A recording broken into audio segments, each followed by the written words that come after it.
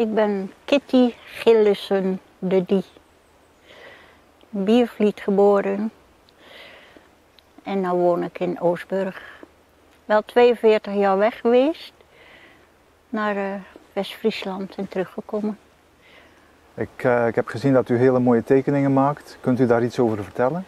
Ja, ik heb altijd heel graag getekend.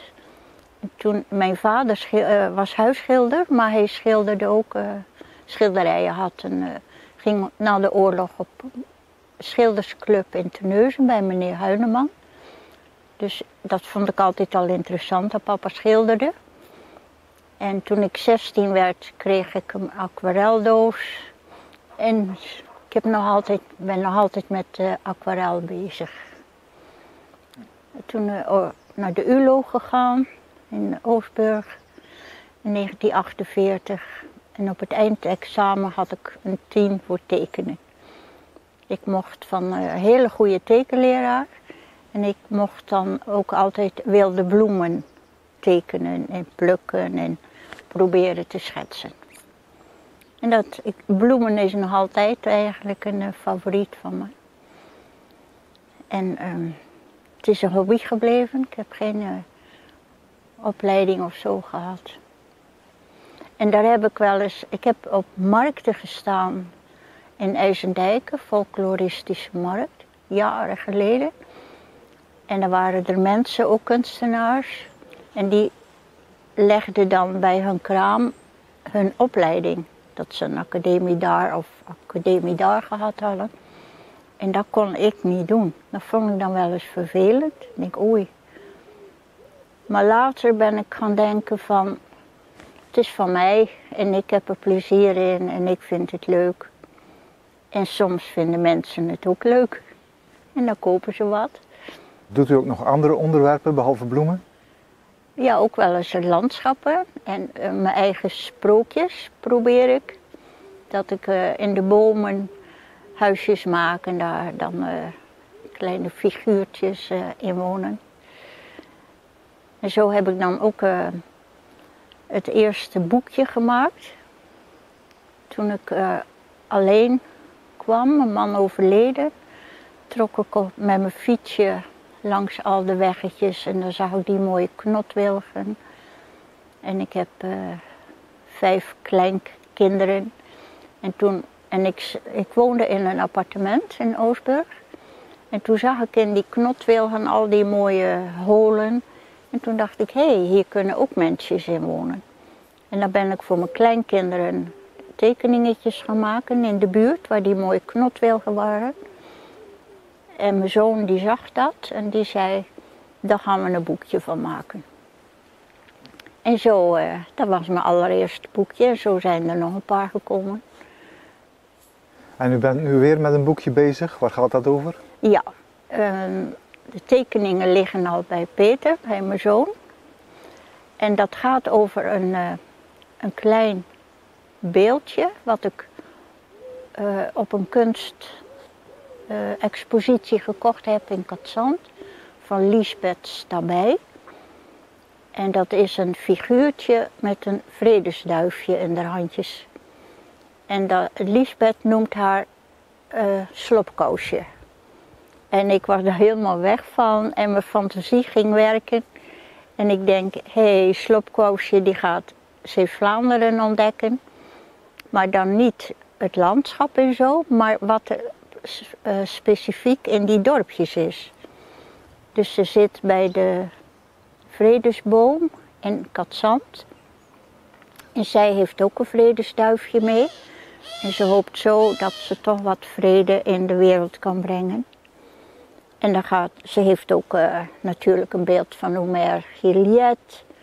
En het zeemeerminnetje bij Waterlandkerkje. En het balletdanseresje in Oostburg. En zo probeert ze in al die dorpjes iets te vinden wat haar aantrekt. Ze is ook naar de bloementuin geweest in Rutrangement. En bij Ede, dan heb ik zelf een schetsje gemaakt van de oude koningin Wilhelmina. Maar dat heb ik dan van een fotootje gedaan. En dat heb ik niet zelf. En zo ontmoet ze eigenlijk dan ook die oude koningin en dan gaat het ook weer over de vrede. En nu is er een hele leuke winkel in retranchement. Dat is bij Saskia Boxy. En zij wil heel graag ook kaarten van mij verkopen, omdat ze dat leuk vond, ook uit de streek. Ja, we hebben hier nog schilderijen van mijn vader uit de jaren 50. En dat zijn heel dierbaar. En er is ook één schilderij wat we weer teruggekregen hebben van mensen die dat gekocht hebben. En zo zijn er meer mensen die tot hun 100ste schilderijen van mijn vader in de kamer hadden hangen. Nooit weggedaan. En sommigen komen terug weer bij mij. Ja, dat is heel dierbaar. Dat is zo mooi dat nu nog mensen zijn die schilderijen willen ophangen. En dat ze dan later aan je denken om het weer terug te geven. En daar ben ik heel blij om. Uit uw tekeningen spreekt veel liefde voor de natuur. Kunt u daar iets over vertellen? Ja, ik denk dat ik dat van mijn ouders meegekregen heb. Mijn vader die ging vroeger al, toen ik misschien 4 jaar of zo was, vogels tellen in de Braakman. Dat werd dan genoteerd dat ze vogels met de trek bezig waren. En hij leerde ons naar de sterren te kijken. Ik had toen ik een jaar of 12 was een natuurdagboek. En dan gewoon een schrift. En dan probeerde ik iedere dag in te schrijven wat ik gezien had. En soms was dat zomaar een madeliefje of zo. En daar maakte ik toen al tekeningetjes bij. En ja, dan hebben vader en moeder een kotje neergezet hier bij het Zwin. Toen was er nog geen camping. Daar gaat ook het boekje over van langs het duinpad van mijn vader. Nou, dan kwam je helemaal midden in de natuur. En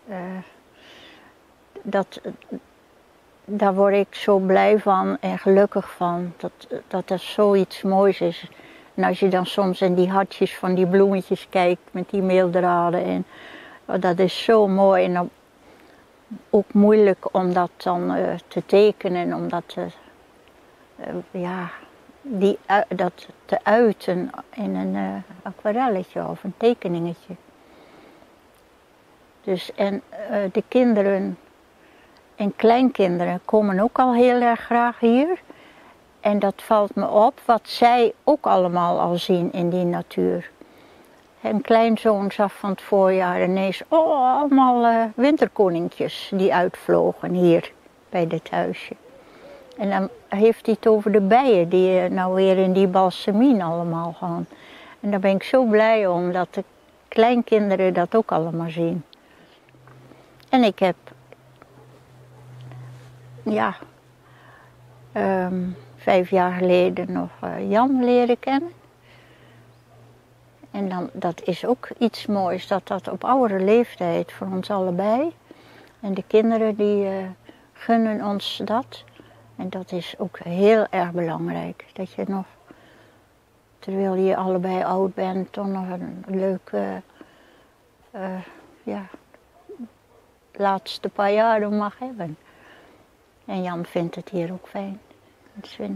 Als je nou in de duinen aan het tekenen bent, kom je dan ook in contact met mensen en hoe is dat? Dat vind ik verschrikkelijk. En daarom probeer ik ook altijd ergens te zitten voor niemand. Ik vond het verschrikkelijk daar straks. Want ik heb het eens een keer gehad, jaren geleden, ook hier in de duinen. En ja hoor, daar kwamen ze over je schouder kijken en toen was ik met aquarel. Dat lijken de bergen van Zwitserland wel, zeiden ze. Waren wolken. Ik denk, verschrikkelijk. Ik wil niet hebben. En als het wel eens eventjes buiten zit en er komt iemand, ook gauw mijn handen op dat blad, dat niemand ziet wat. Dat komt denk ik ook doordat ik geen opleiding gehad heb. Ik begin maar, ik weet niet of het goed is, of ik hoe het dan met die perspectief moet en ik begin maar wat. En dat vind ik nou zo erg, denk ik. Ja, mensen die het beter kunnen, die een opleiding gehad hebben en die komen bij mij kijken van, nee, dat vind ik heel erg. Ja, nou, ik denk toch dat je daar geen angst voor moet hebben. Want elke kunstenaar heeft een eigen stijl. Dus je kan niet zeggen van dat is professioneel en dat is niet professioneel. Ja. Dus je moet niet bang zijn om je werk aan anderen te laten zien. Nee, maar daarom vond ik het ook zo moeilijk om met een retranchement naar die winkel te gaan. Ja.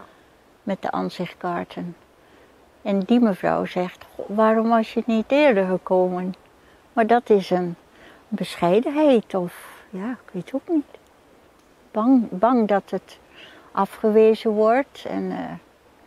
Maar we hebben hier al 2 keer met de buurvrouw een expositie gehad in de tuinen. En dan kunnen de mensen, dan ligt het aan de mensen of ze wat willen kopen, ja of nee. En dat vind ik dan niet erg.